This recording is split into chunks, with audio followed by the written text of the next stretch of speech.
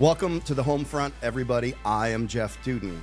If you grew up as a child of missionaries in Mexico, was a broke-ass drummer in the Seattle grunge era of the 90s, if you got a job in a car dealership car wash to start your career in the automotive industry and rose up the ranks to be a record-setting, industry-leading dealer GM, and since rose to prominence as a fixer and turnaround guru for car dealerships, if you have published the most interesting two-book set ever created called I Am Leader, your name can only be Chris Collins. Welcome, Chris.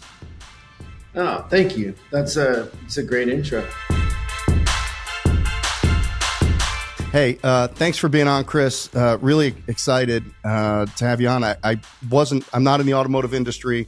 I wasn't familiar with you before I bounced into you at the Genius Network a couple weeks ago. I did notice, sir, your shoe game is intensely good.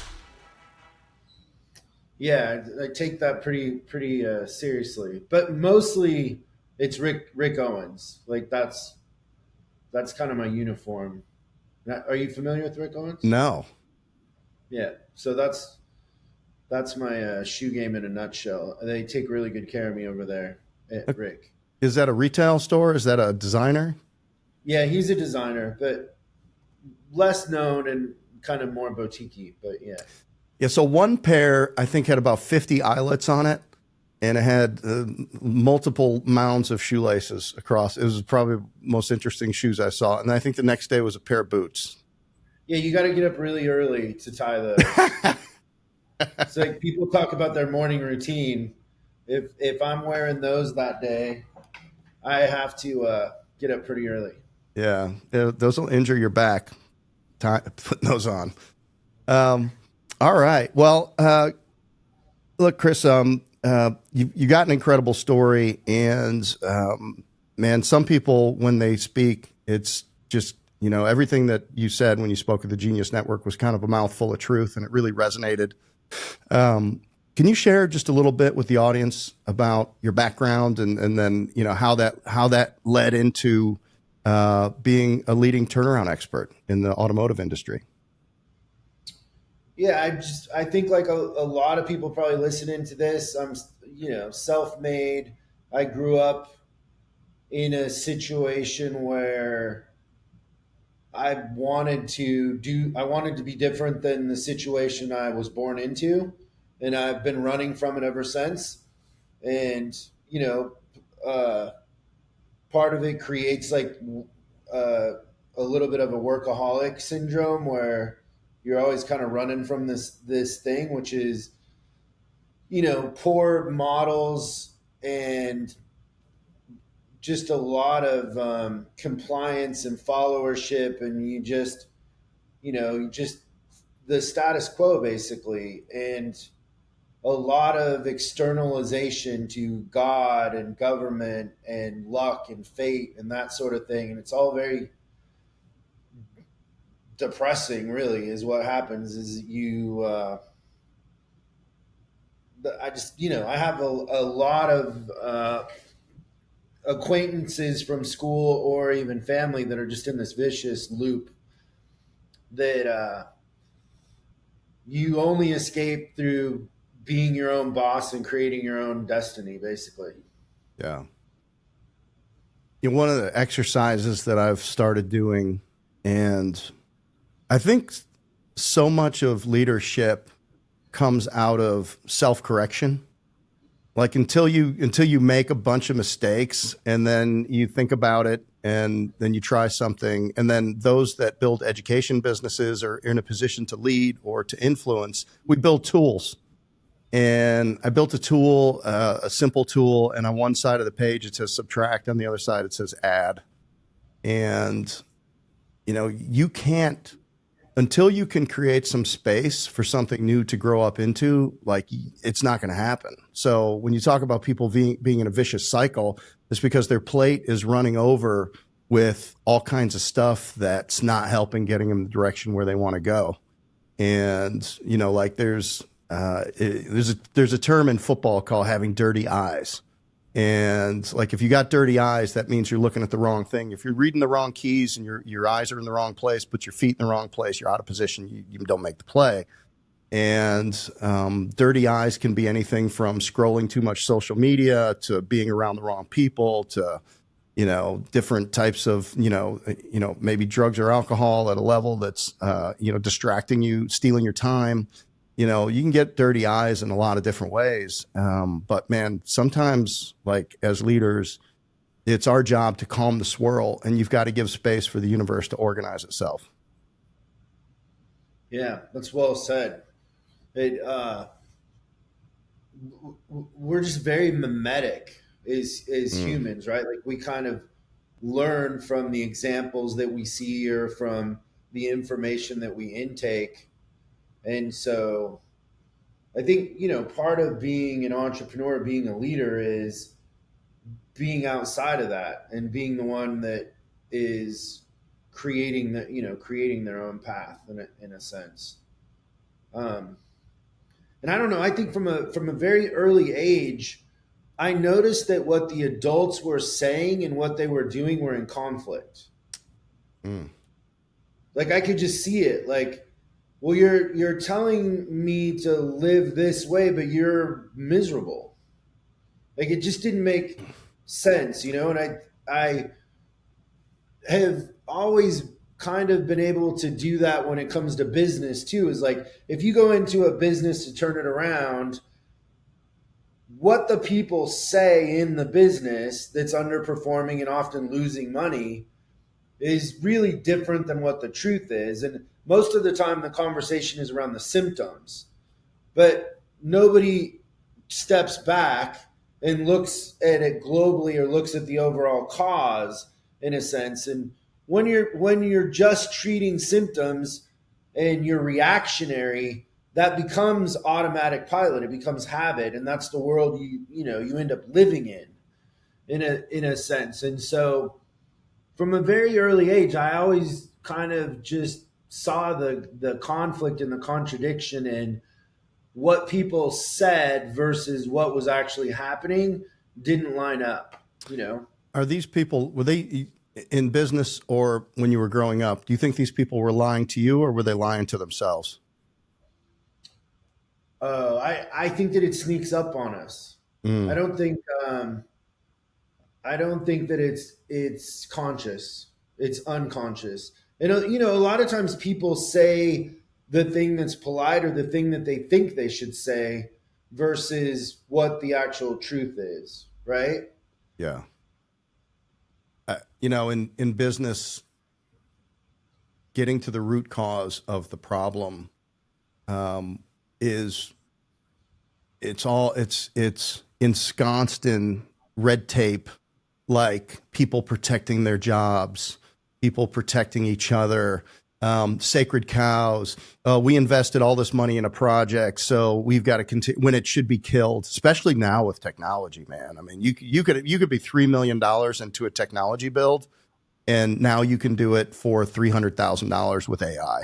And it's like, well, you know, tough, right? You want to hang on to what you had going on to. Yeah, I mean and we're pattern creators. Like our will is an inexhaustible resource. We only have so much battery. It's harder to make a change than it is to just show up and do the same stupid thing every single day.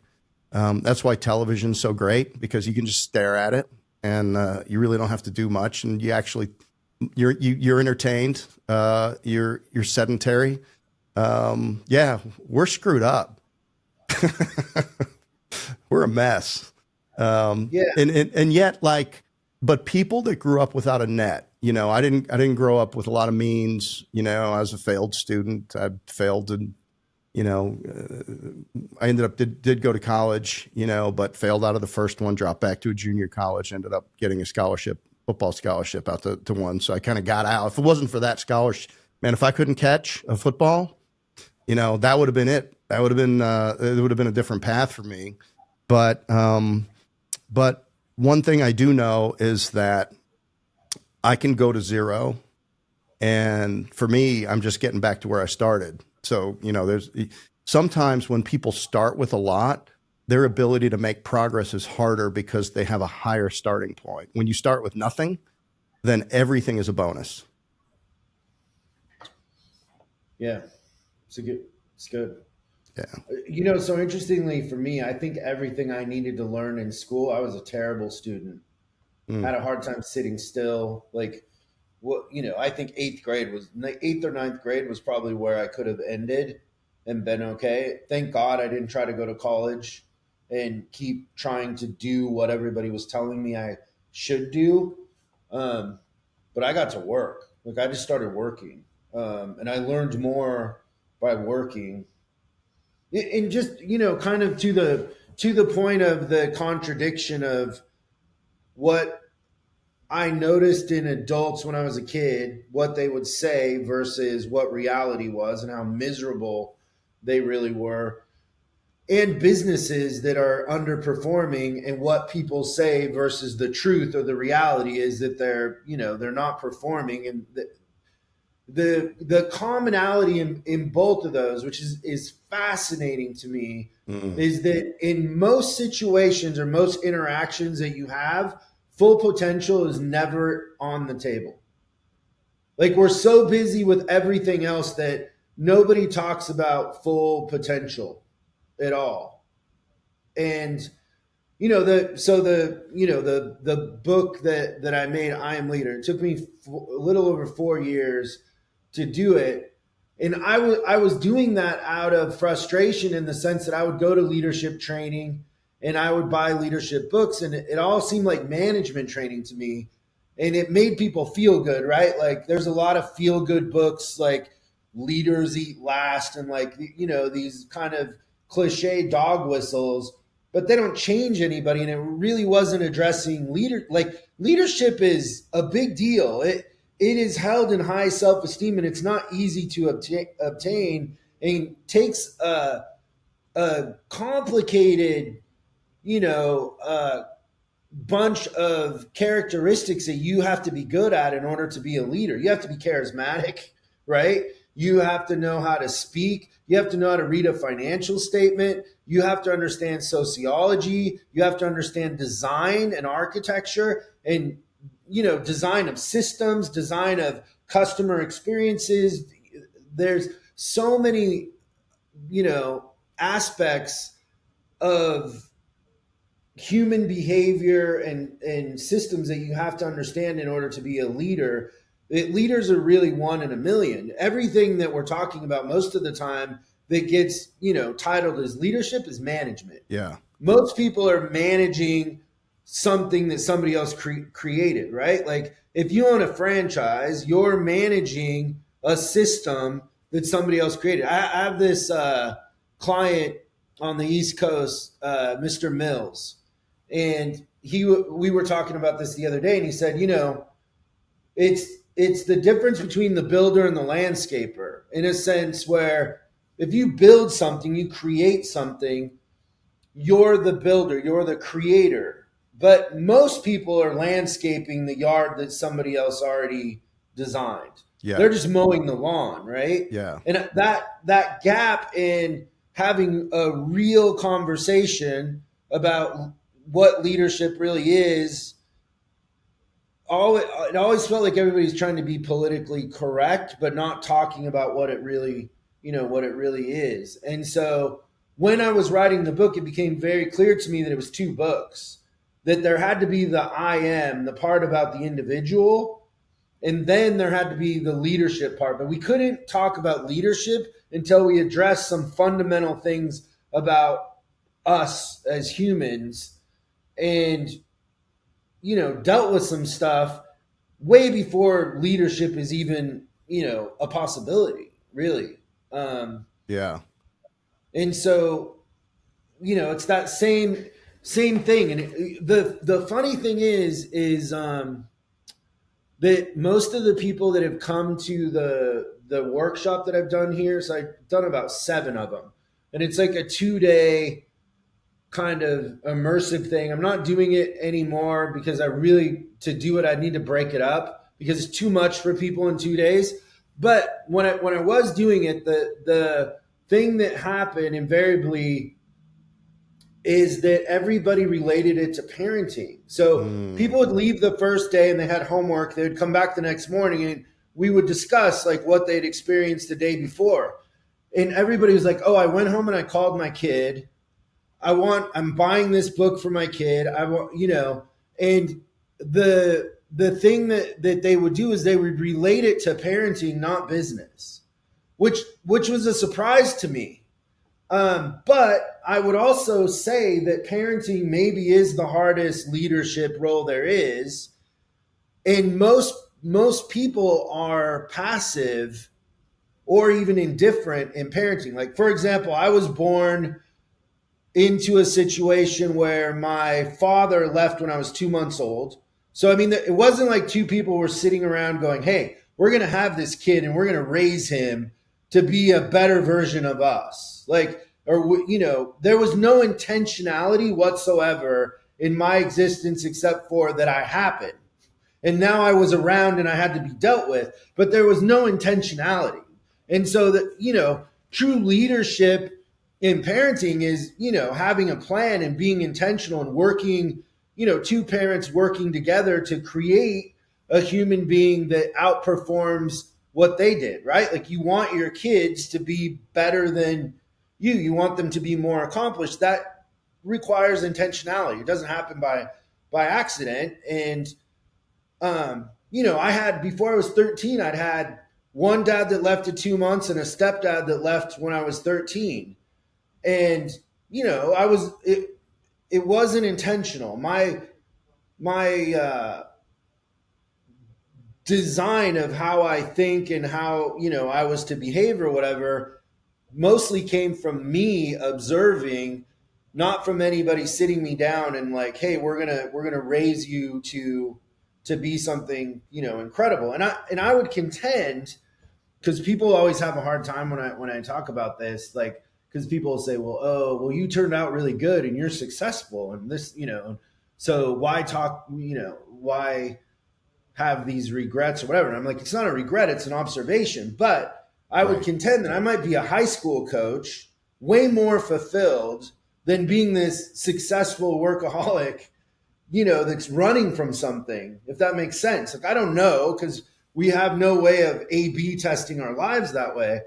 But it is it's a fascinating kind of thing to explore and think about in that way. But people relate the book more to parenting, or to parenting first and then business second. And that's been a interesting outcome of this.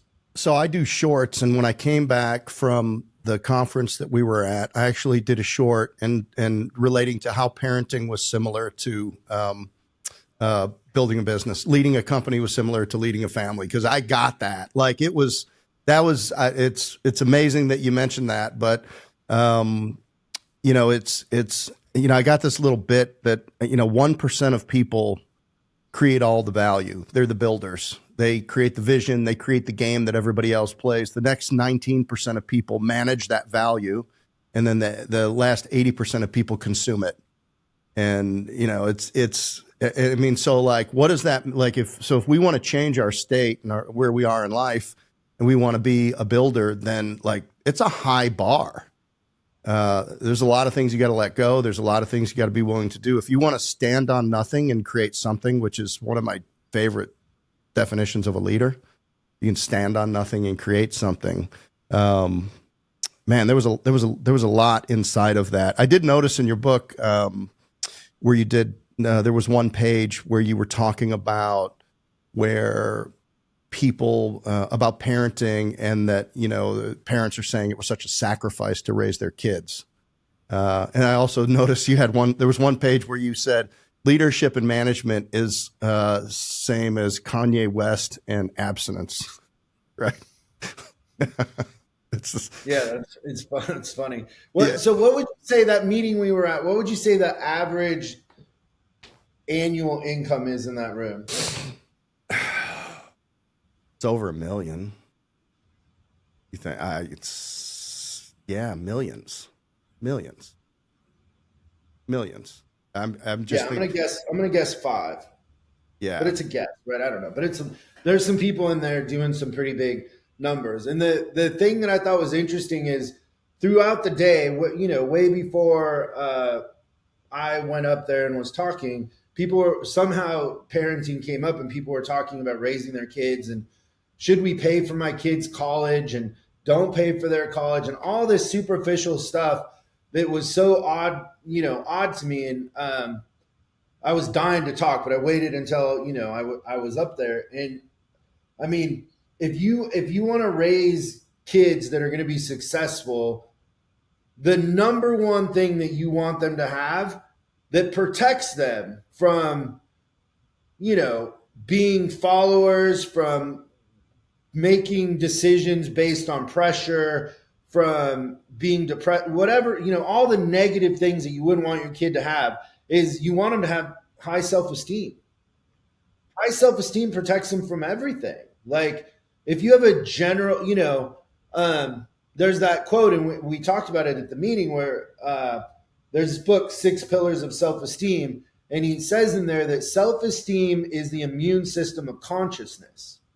Just think about that for a second. Like self-esteem is the immune system of consciousness. Consciousness is with us every second. We're experiencing it live, you know. And so how we feel, what our self-esteem is what our, you know, how we're going to interact with our consciousness, how we experience things. If we have low self-esteem, we're always going to think things are an attack, or we're not good enough, or we don't, you know, there's all these negative outcomes that come from that. And it's it's exactly the same thing with leadership. Is if you want to raise a strong leader, you want to develop leaders. Like I believe fundamentally that I have a leadership factory and I create leaders, and anybody can be a leader if they want to put in the work. But the first thing that I want in anybody that I'm trying to turn into a leader is I want to raise their self-esteem,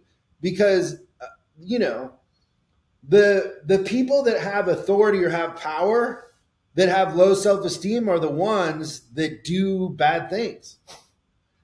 They're the ones that are corrupt. They're the ones that, you know, are not narcissists or psychopaths. Like it's, you know, the tools in the book. And I make the point in the beginning of the leadership book that Hitler was a leader. Like the same roadmap that Hitler used to become powerful is the same one that is used by Mandela. Like a lot of people are using the same, you know, the same architecture, but it's the intentionality and who you are that is going to, you know, determine whether you use these tools for good or for evil, in a sense. And so just like with kids, you know, the first place to start with leadership is self-esteem. Like you got to have healthy self-esteem. And you know, one thing that drives me crazy, and this happens all the time, I do this series, I don't know if you saw it on the channel, but it's called Books That Changed My Life. Okay. So people come in with the book that changed their life, and we talk about it. And invariably, a lot of those books are self-help. Yeah. And in a lot of those books, what they'll say, and people will be talking about the book, and then they'll say, and then I'm really working on chapter 6. I'm really trying to love myself. And that's a self-help thing that is continuity, if you've ever seen it, because if you're trying to love yourself, then you're gonna have to break up with yourself and get back together. Like that doesn't even make sense, right? What does that makeup look like? Yeah, my point is always like, hey, why don't you just like yourself? None of us are so great. Like we're just not so great. Why don't you like yourself? And then you'll be more willing to deal with the parts of you that need to be addressed. And when I say, hey, you know, the thing that I've found is don't try to love yourself. Just learn to like yourself.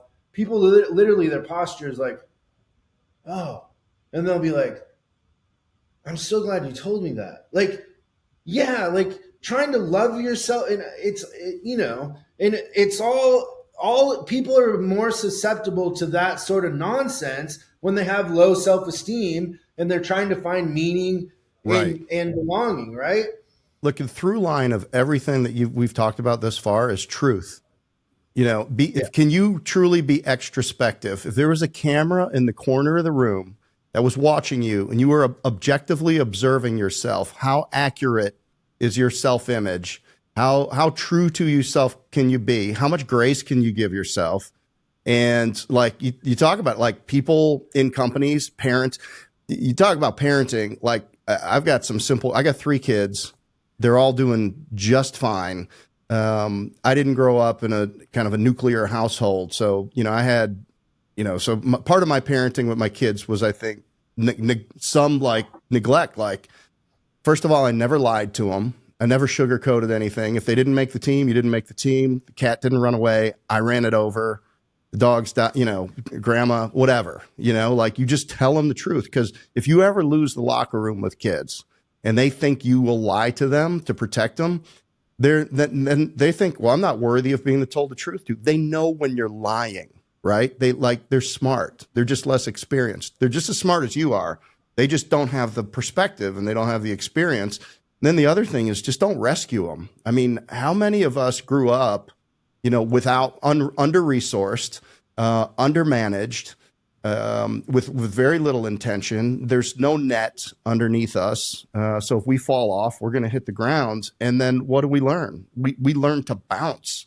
We learn to figure things out. We learn to, and then another thing you talked about in the book and mentioned was where is your locus of control? Like when you talked about that, I could not unsee it. Everybody I talk to now, and I hear it in their language, I'm like, they've just blamed 3 other conditions or people for what's happening to them. And it makes it hard to navigate. Like it's, because, and the concept is, external locus of control. Who's responsible? Who's in control of what happens to you? Is it external factors? Or at the end of it, are those just circumstances and you're really in control about what you do about it? Yeah.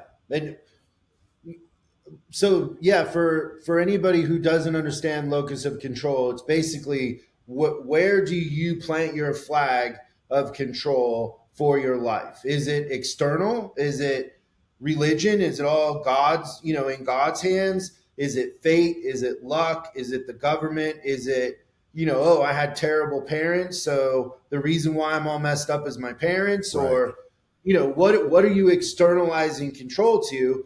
And there's a very small, it's 10% of the population had kind of made the decision that the control is inside of them. Like they're planting their flag and they're saying, it's me. Like it comes down to my work ethic, my ability to learn and be flexible, my charisma, my ability to sell, my ability to manage myself, right? Like it's a lot of people say too, well, I can't control my emotions. It's like, yeah, you can if you want to, but it's easy to say you can't. But if you want to be successful and you want to have some sort of belief in yourself and high self-esteem, you're gonna have to look in the mirror and decide that you're the answer to all of your problems. Because the outcome, and there's tons of studies on locus of control. There's thousands of studies. I have no idea why we don't teach this in school. Because if we taught this in 5th, 6th grade, we would have highly productive, highly energized, patriotic kids. And we've known about this for a long time. We've known that the common denominator between people that are successful and happy and the people that are depressed, low status, poor, miserable is locus of control. It's agency. But for some reason we keep this a secret, but it is the key to everything. And then it ends up that kids, in high school, they've studied this over and over again, that kids in high school that have an internal locus of control end up being more successful. They end up being more fulfilled, and the kids that don't are prone to, anxiety, depression, all kinds of negative stuff, and they're low status in a sense. And the other part of locus of control too is we're not just talking about work. We're talking about your personal life. Like, there's people, and I have friends that'll say, oh, the reason why my kids are all messed up is because I worked so hard and I was never home.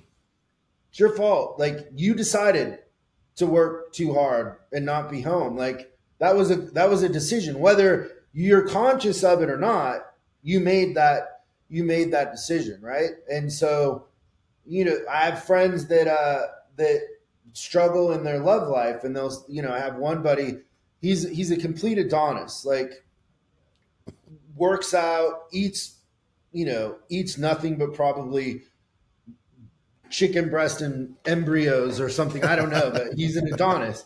And he believes that women are, corrupt or gold diggers. Or he has all these negative connotations about women. And we live in Los Angeles, and he says, oh, there's no women here. And you're like, there's 18 million people here. 9 million of them are women. Like, is it them or is it you? And he has a belief system, and it's, the thing that doesn't happen is he doesn't look in the mirror and decide that he needs to change his approach or his beliefs. He externalizes it to women are gold diggers or corrupt or whatever it is.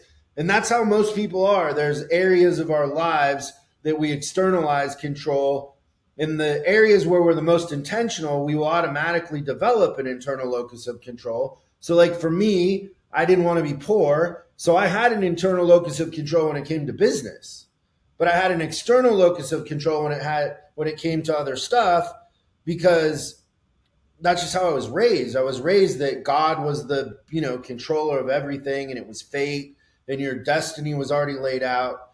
And it ends up none of that is true. There's the old joke about the guy who prays to God to win the lottery over and over again. Have you heard that one? No.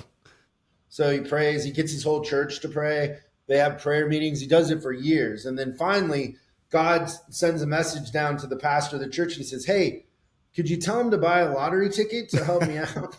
Like, how do I make him win the lottery if he never buys a ticket, right? It's like, people think, oh, well, Chris is saying that God isn't real. And it's like, it's not what I'm saying. I'm saying you can't blame all your problems on God or fate or luck, Yeah. Yeah, you have to take some sort of an action. Have you seen a correlation between people's locus of control, their success in life, and the size of their friend group?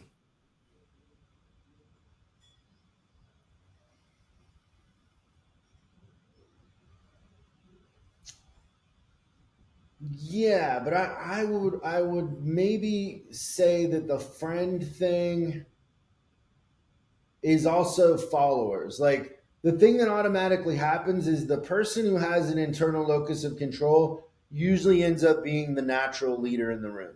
And Okay. so, yeah, they have friends, but they're also the one that people count on, that people look to, because they're more in line with the truth, right?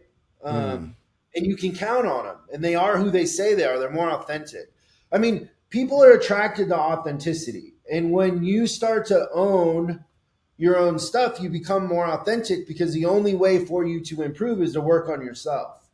And so it goes back to what I was saying about liking yourself. Is if you're genuinely rooting for yourself and you're trying to get better and you're trying to improve, well, you're going to have to change some things. You're going to have to work on some things.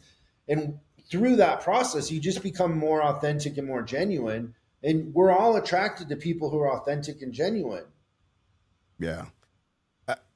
I would suggest that sometimes, as when you get successful, a lot of the interactions that you have start to be around business. And then a lot of those are some of those are vendor relationships, some are employee relationships, some are financially dependent relationships.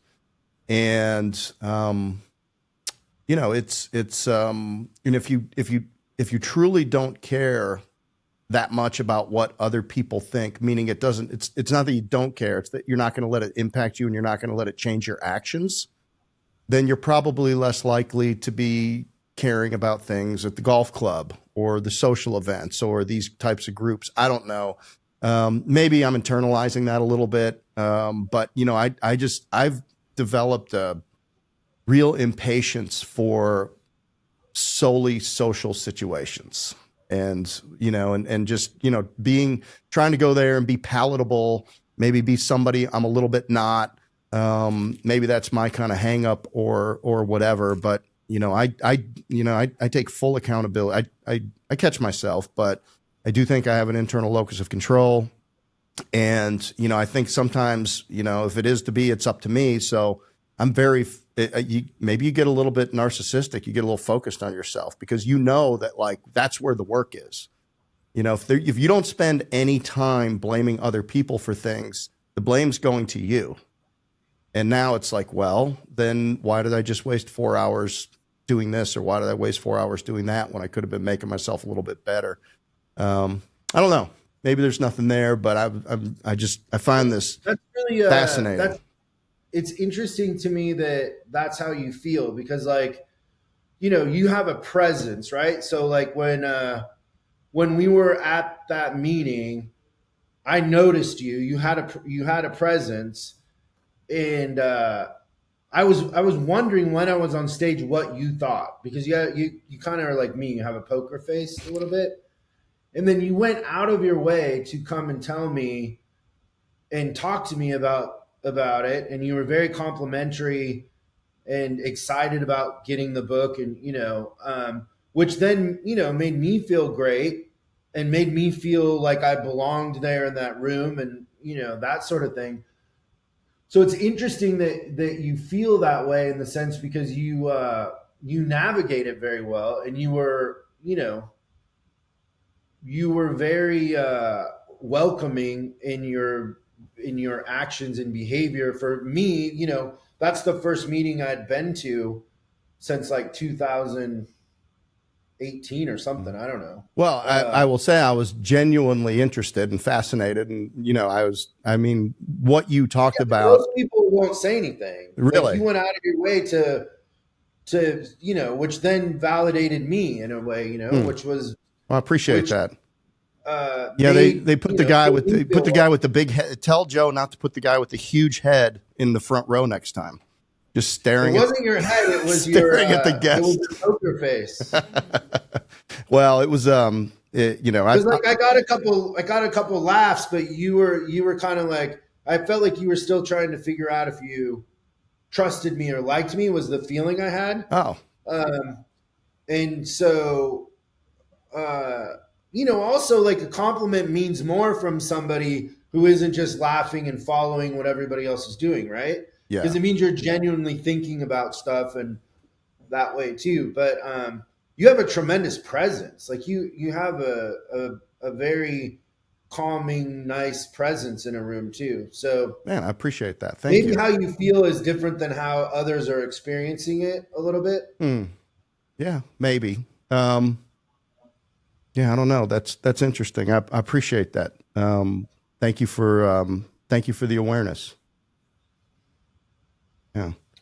So speaking of awareness, you said a couple things about walking into a car dealership. So let's talk about truth. If you're walking into a car dealership, it's not working, right? You've seen the numbers, they're bad. They're last in the region, or they're not hitting their rebate numbers or anything like that. You walk in, you start walking around, everybody's smiling, everybody's shaking your hand. I'm the sales manager. I'm this guy, I'm that guy, right? What, that you're there to fix it. What's your approach? How do you wade into that pool? And what are some of the first things that you do and why? So there's probably two narratives going on in a sense, right? Is like what the truth isn't verbalized, right? Because if I come into a situation and it could be a car dealership, it could be a bicycle shop, it could be a doctor's office, it could be a bunch of different things. If you came in and you told the truth, you would isolate people pretty quick because everybody wants to feel like they're important and like they belong. And so the easiest path to turning something around is asking everybody their opinion and making them feel like their opinion matters, even if their opinion is wrong, in a sense, right? So the way that I would do it is I would go in and I would interview everybody, and I'm asking questions strategically that are almost designed like guided discovery, right? But I'm making everybody feel important. The other thing that happens is when I talk to everybody in a business, and it really doesn't matter what kind of business, I find out who's sleeping with who and what's really going on, who really calls customers back, who doesn't. That you learn more from the people actually doing the work on the front than you do anybody in any sort of management or executive tower. Most of the time, there's a big disconnect between what's really going on and what isn't. And then that's the kind of tension of truth, right? Is nobody's really talking about the truth. They're reactive most of the time. The more money they're losing, the worse the people usually are, the less talent is there, in a sense. Right. There's usually very little talent. But the thing on the other side that's happening that I know is, like, I know what the fix is already. Like, I know that we're going to go through this 90-day process, and by the end of it, they're going to be making money or on their way to making money. But it's the definition of magic, right? It really is a magic trick. And the best definition of magic I've ever heard is that magic is the initial and the final solution and the casualty between. Like, the magician knows that they're going to pull a rabbit out of the hat. The magician knows what the final solution is, or what the outcome is. It's the audience that doesn't know, right? And so when you go in to turn something around, if you told people, like, hey, we're going to be making money in 90 days, right, most people are like, well, first of all, I didn't know we weren't making money, because right. most of the time the employees don't know that the company isn't making money. But second of all, they would be like, well, there's no way. And then the other thing is, if they're smart at all, the thing they start to figure out is, well, how they're going to make money is they're going to cut me, or they're going to cut my pay, or so Right. Panic starts to set in that way, right? Because people initially, when you go in, people will be like, oh, you're going to come in and cut and restructure, that sort of thing. But what I know the problem is in between is systems. The systems are broken. People are secondary in the beginning in a turnaround. Like, everybody wants to talk about, oh, people are the most important thing.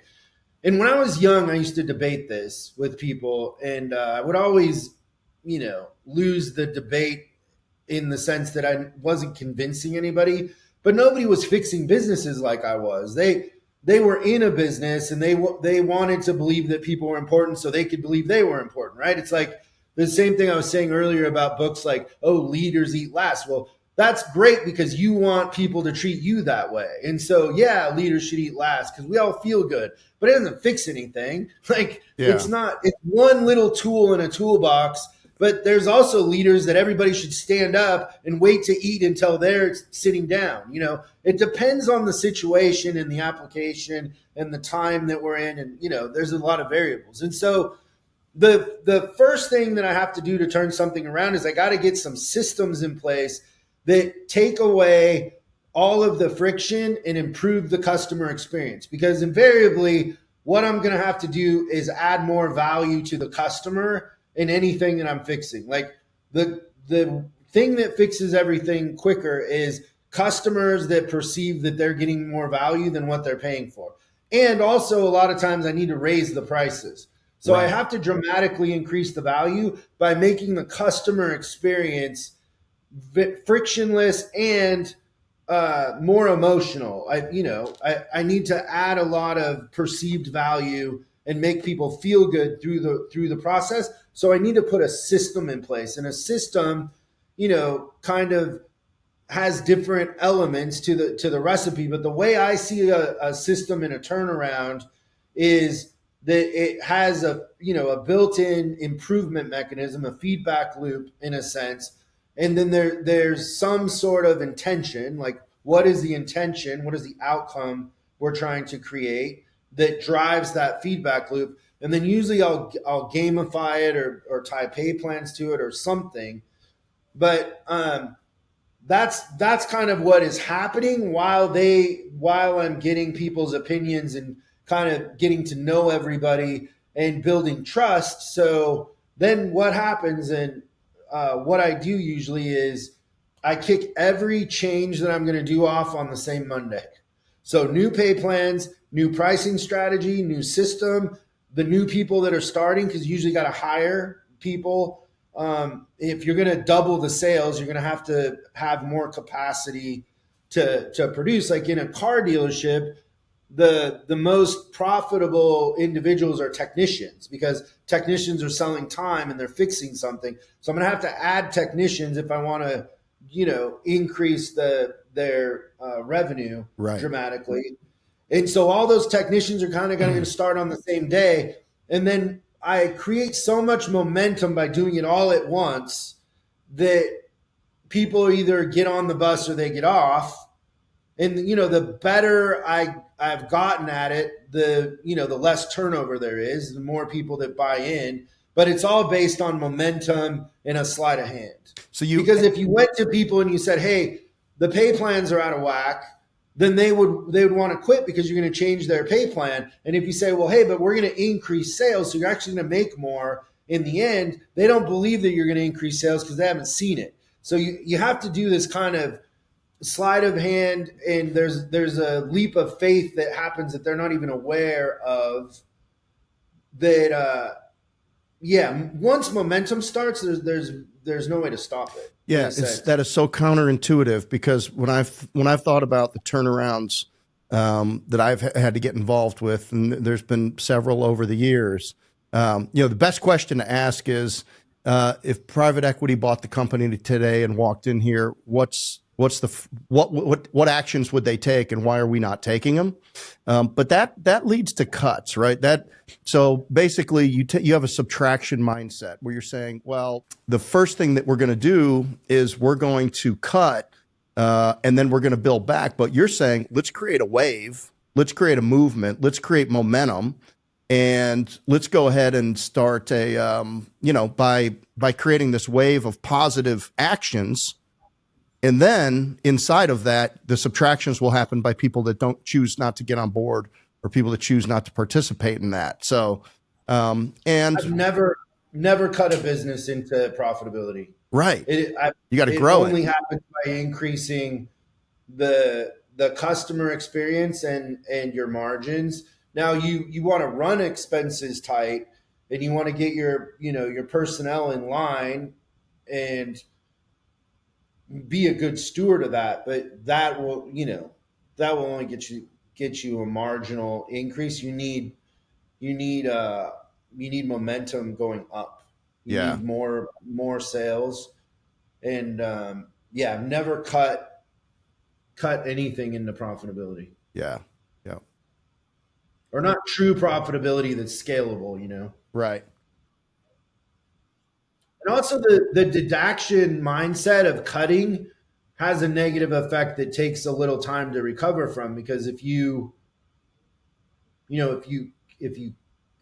only thing is cut and you don't have a distraction of momentum and sales going the other way, that becomes the focus. And people that are just focused on cutting and expenses don't grow. Like, that's why, accountants don't make very good CEOs. Right. Because they don't understand marketing and sales, and there's an art to that. And it's a different mindset.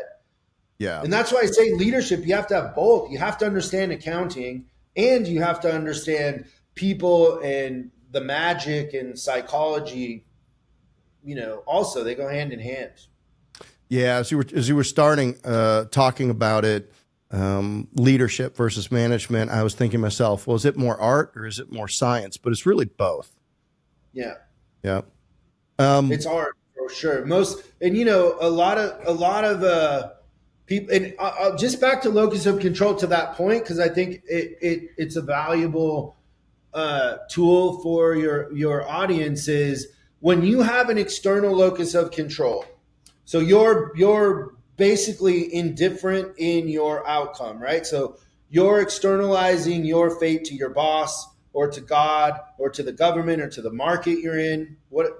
Market conditions are the reason why sales are down. Whatever it is, invariably what happens is those people also have an unconscious association with routine and safety, right? So your average blue collar person wants to know that they're safe in their job and they want to show up and do the same thing every day. Right. That is the opposite of what it takes to be successful, which is creativity. The best leaders have to be creative, because if you can't externalize control to something outside and you're forced to look in the mirror, when you look in the mirror and you want to change it, you got to be creative. You got to find other paths or passive creativity to change the situation that you're in. And so one of the most important characteristics of a leader is creativity. You have, and it's art, right? Being creative is an art. Yeah, and you have to create the space. One of Vern Harnish's recommendations to CEOs is get 2 to 4 hours a week, turn everything off, and kind of let the universe organize itself. So and that's where that the music is made between the notes, right? Like my ideas. How many great ideas do you have when you've taken 3 days away from the business and you're just coming back and you're like, wait a minute, why are we not doing this? It's I didn't realize till late in my career. So I was a restoration contractor and just banging away, sales, estimating, like all of the stuff contractors do. Man, I'm a creative. I really didn't embrace it or understand it until probably I was 50 years old, and realized, and Dan Sullivan helped me a little bit with that. Like, what's your unique ability? Like really understanding like who you are, what your unique ability is, and then kind of and again, like you said, blowing up into that, doubling down on that. Taking your unique ability and creating a growth plan around it. Nobody saves their way into prosperity, and it's no damn fun. Be on the other side of it. So what are some of the? You mentioned something about one of the first things you do when you go into a dealership is you change everybody's furniture around. Tell me about that. And what is that? Just a pattern interrupt? Is that an uncomfortable, discomfort, comfort thing? What is that? A power move? What is that? So it's all of that. So there's a bunch of things going on, right? When you come in from the outside, you're in a gunfight with paper. Like you can't fire anybody. Like you're an outsider, right? So your influence is created by the perception, right? So if you move everybody's desk, they perceive you to be the one that has authority, right? Yeah, that makes sense. Are they in the desk when you do it, or do you do it when they're not there? Sometimes. I usually tell somebody else to tell them to do it, but okay. They know, right? But the second thing is it's a great test. Like there's 2 tests I'll do. One is I'll just go in and I'll gamify something. And if I gamify something, I'll know how competitive or driven that crew is. Like, do I have leverage here? Like, are they competitive? And then the other thing is if you move people's desk and people are coming up to you and they're like, Jeff, I just can't do it anymore. He moved my desk. I got to go somewhere else. You're talking about a culture, right? And culture is a big part of leadership, is understanding what culture is. You have a culture of stagnation. Like people are so stuck that just moving their desk ruins their life. Like I want to condition constant change and constant adaptability. And so as a leader, you got to manufacture that, right? Like just like as a parent, you want to put your kids in different situations so they can learn about themselves. You want to do that with your team too. Like what happens when COVID happens and you really do have to change? Like how many restaurants went out of business because they couldn't pivot and go to delivery? Like they're making food. Just the difference is they're not serving it in their restaurant. They're serving it to an Uber Eats guy or whatever. Right. Like, think about how many restaurants couldn't make that shift, and it's an easy shift on the surface, Sure. but mentally they couldn't do it. Oh, well, what are we going to put the food in? It's like A box. it's like, and so that's what happens, right? Is people are just prone to routine and consistency and safety. And so I'm just trying to see how much do I have to break here? How dug in is everybody with that mindset, right? And that's one easy way to figure that out. So you have an established playbook. You've done this hundreds of times, I imagine. How long, when you walk in somewhere, like, you know, when does the rabbit come out of the hat? Is this a 90-day magic trick? So the way that I used to do it, so I don't go into businesses anymore, but I have coaches that do this sort of thing, and the timeline's a little longer. But when I did, it was 60 days was the kickoff, and then 90 days was when they'd print their next financial, right? So the financial in the third month was the one where we should be making money. Like, in 2 months, I could dial it in, get everybody to, you know, take a leap of faith, get momentum going, but we should make money in that third month. Yeah. It probably takes long. And I'll say the ones that are the ones that make the most money are the ones that are making money. Like, when you take a business from losing to breaking even is like childbirth. Yeah. Then you got to regroup, and then from breaking even to making money is another operation. But if they're already making money, like, you know, if they're semi-profitable, going to very profitable is way easier because they already have some systems in place. The people are probably pretty talented or coherent, and they just need a different view. You don't have to drag them along, if that makes sense. Yeah, and then there's a compound effect because the systems you've put in place have now changed the customer experience, and over time, customer sentiment, customer memory will grow, and it'll build upon itself. So, you mentioned culture. Do you have a go-to definition of culture? Yeah. So, what is the opposite of culture? The opposite of culture, I don't know. Chaos. Chaos. Yeah, that's the word I was looking for. So culture is law and order. Law and order. Okay. Yeah. A set of norms, a set of boundaries, a set of values, principles, philosophies, activities. Think about the in football, the New England Patriots. Belichick. Yeah. Do your job. Yeah. That's law and order. We're not talking about how you feel. We're not talking about, we don't let you bring your cell phone to practice anymore, or you don't like this guy or whatever. No, it's like, you got a role to do that role. And if you don't do that role, we're going to find somebody else who does it. Now, in the back of every player's head on that team, if they didn't do their job, right, what would they expect? Fired. It's law and order. Yeah. So what happens if you murder somebody? What would you expect? Well, it depends on whether it was planned or not. But let's say it's planned. I would go to, yeah, okay. Well, I would hope that there would be consequences and I would be arrested for that. You're gonna go to jail. That's right. Yes. That's law and order. Yeah. You have to have a murder line in your business. Yes. Like, people don't, first of all, most people don't even know what they stand for. They don't have a clear mission. They don't even know what the mission is or what the problem is they really solve, right? Like, a plumber thinks that the problem they're solving is plumbing, but it's way bigger than that. If you really understand marketing and business and what you're doing.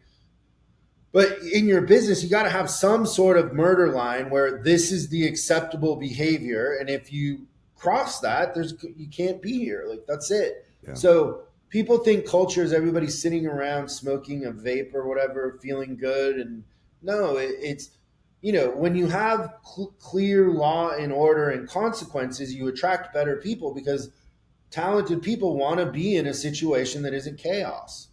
And if you don't have that, you usually have a lot of people with an external locus of control. You end up having to be heavier handed than you want to be as a manager or a leader because you're dealing with chaos. Like people that externalize control are very unpredictable, right? Because Yes. the only way to predict something is somebody who's owning the responsibility and trying to get better and learn.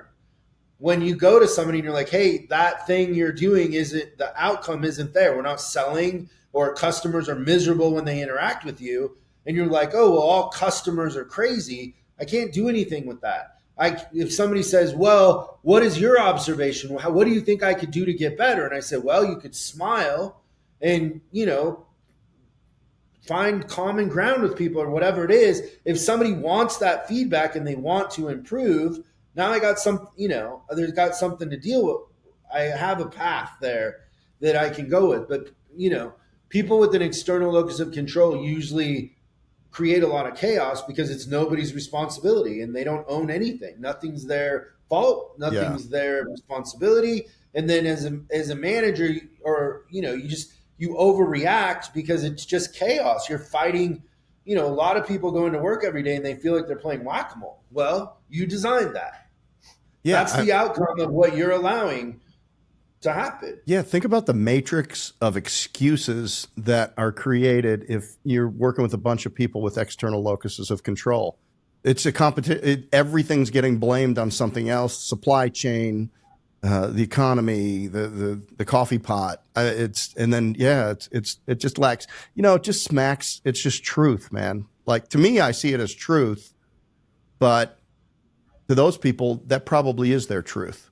To them, well, they believe at the top, they believe right? it. Usually, if the person at the top is making excuses and won't accept responsibility, they have a bunch of like-minded people below them, right? Because you kind of attract Right. who you are in a sense. And so most of the time that it starts at the top, because if you have an internal locus of control and you're intentional about growing your business, you're going to attract and only allow people that feel the same way into your business because it's too important to you. Yeah. You can only make excuses for so long, right? Yeah.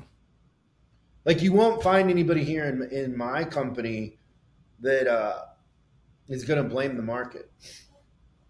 It's not, because it's just not how we think. But Right. that's an extension of me. Like, you'll just like if you come here to my office, you'll interact with people and you'll find that they're very similar in mindset and in personality and in energy to me. Like they're very nice and kind, but they're looking for the truth and they're driven. And, we're a little bit of the island of the misfit toys in a sense, but the thing that we all kind of share in common is we think we can make the world a better place. And it's going to take a lot of work to do that. And we're willing to do it, Yeah.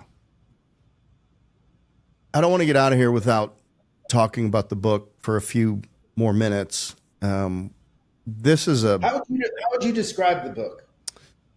So you have an Apple level unpacking experience with several surprises along the way, books, gifts, thoughtfully packed, high fit and finish. So just from it just reeks of quality from the moment that you open the box.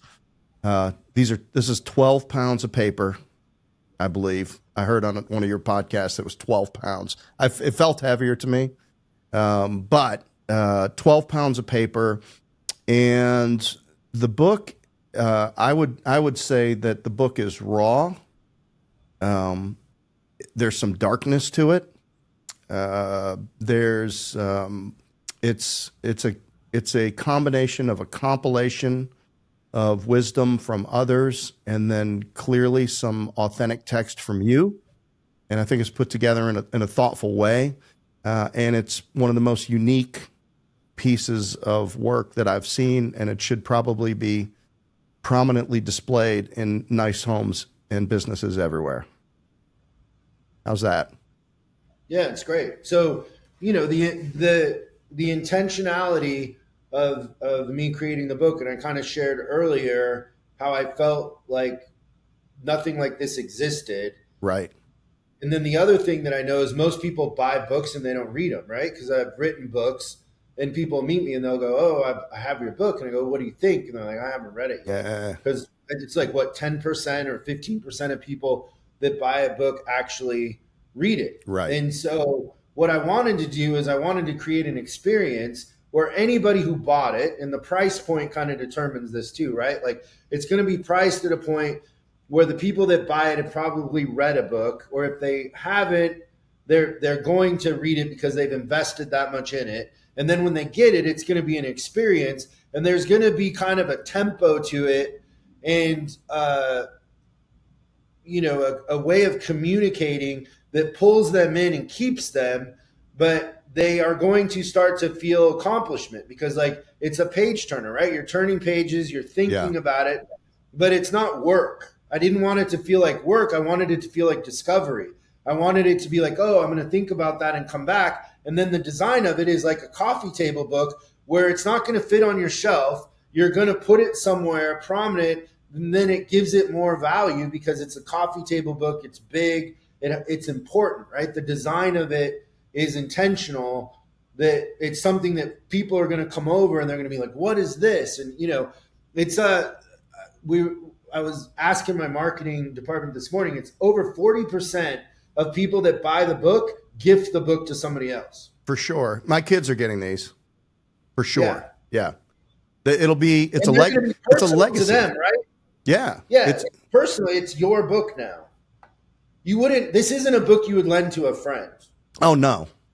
You would buy it for them because it's personal. Yes. How did you... So all of that went into it.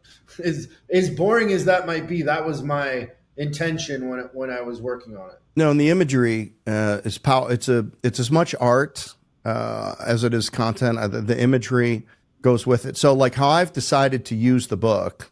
So, I got the thing maybe 10 days ago, and I couldn't fit it in my suitcase from Phoenix, so I had them ship it to me. So I got it. Thankfully, I got it before we got together on the show here today. And but like I've had a crazy week personally and professionally, meaning a lot of dinners out and just not a lot of time. So I've only taken an hour maybe to go through it and to read select things. But like what was apparent to me is like this is not a skim through book. Like this is where every morning I'm going to wake up and go through 20 pages. And because you need to think about it. Like this isn't a book that you read to get through. Like it's not formatted like that. It's going to be a passage. There might be 20 words on a page. There might be 500 words on a page.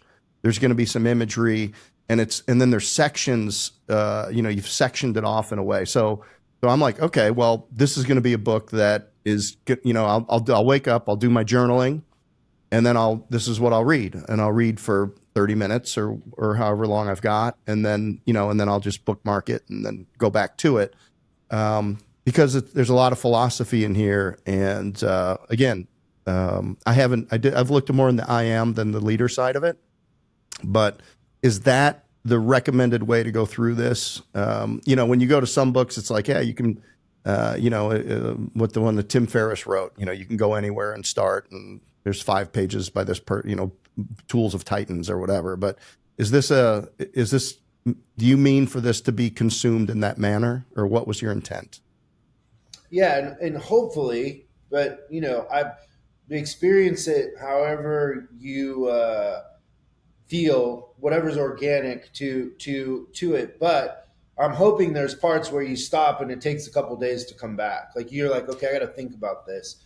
And the other thing is most people don't get through I am.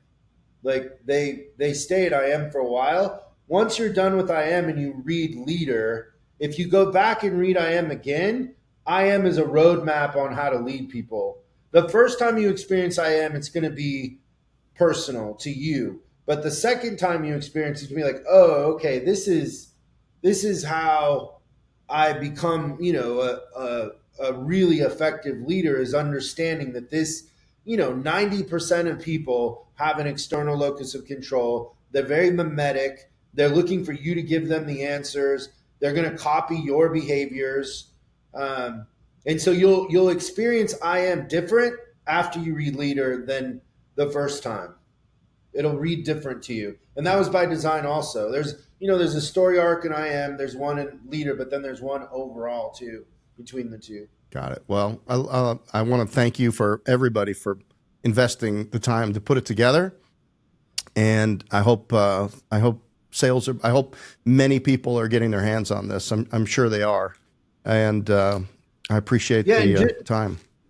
Just kind of in conclusion too, Jeff, is like the outcome of being an effective leader is you can just about do anything you want to do. You can make the world a better place.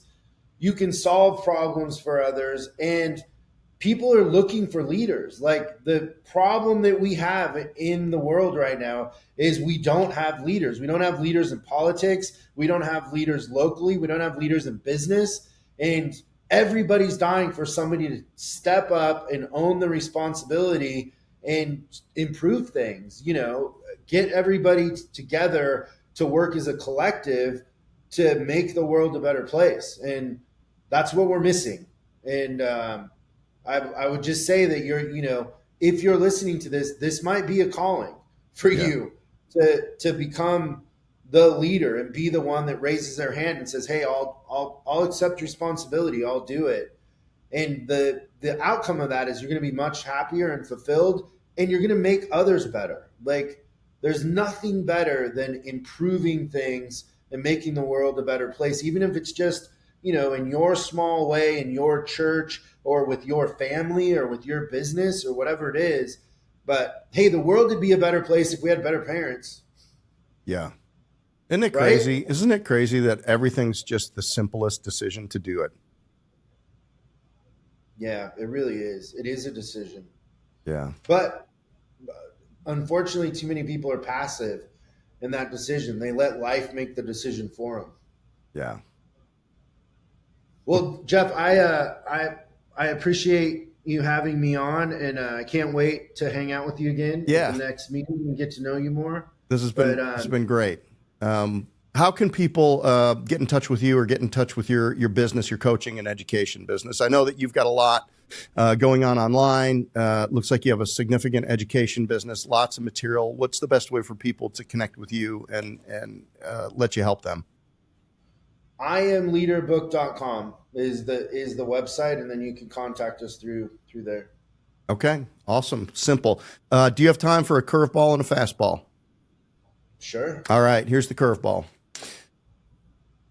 Gun to your head, you've got to start a business in the next 30 days, and it's not something you're currently doing. What would you do?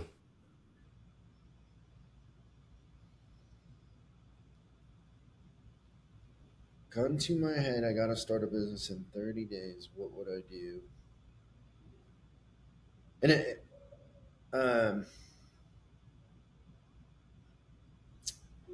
well, I'm just thinking. So I'll walk you through my reasoning here. Is if I just needed to make money, I would probably do some sort of service like pressure washing or something like that to then build up my income. Am I broke when I do this, or do I have money? No, you're who you are right now. I think the question. Go ahead. I would buy something in hospitality. So I would buy a coffee roaster, coffee shops, or a hotel or something like that. Nice. Yeah. I like to see sometimes people they've seen an opportunity, but they haven't acted on it. And they're just, you never know what you're going to get with that one. But all right, here's the fastball. This one will come right down the middle. If you had one sentence to make an impact in somebody's life that you could offer them based on your journey, what would that be? The opportunity of a lifetime comes once a day. Wow. You just got to be willing to see it. Like, there's opportunity everywhere. You have the opportunity to make somebody's day by buying their coffee when they're behind you in line, just, telling somebody that they did a good job, or, spending a little more time on something. And then on the business side, figuring out problems for customers and, making the world a better place. But the opportunity is there. Just think like, just for example, you coming up to me and talking to me about my talk at the meeting we were at. Like you weren't aware that made my day or whatever, but those sort of things, kindness and saying something when others won't, and being the one that steps up, and like you said, it's a choice, but making the choice to do the thing that makes others better and raise self-esteem. Like that's, at the end of the day, maybe we're all in the business of self-esteem because the world has low self-esteem. Yeah. Not to unend this podcast because we just wrapped it up, but I do want to tap on this because you mentioned it. The reason I came up, I was very compelled by what you were saying, and I wanted to meet you, and I was excited about the books and all. But I just so I got COVID in December, and I got walking pneumonia. I was down for like 3 weeks, and I went like deep into David Goggins, and I didn't get it at first. And as I read his books and then I listened to him, it finally dawned on me that like our standards are the greatest thing that we can give other people, and that you need to pursue your limits and standards in the face of no consequences or no purpose whatsoever, just for the sake of your standards, them unto themselves. So, I was leaving. I'll share. I was at an event the next week. I'll share the story real quick. And how many times do you walk by and you see a homeless person and you're like, I'd like to help them, but you just don't take the action?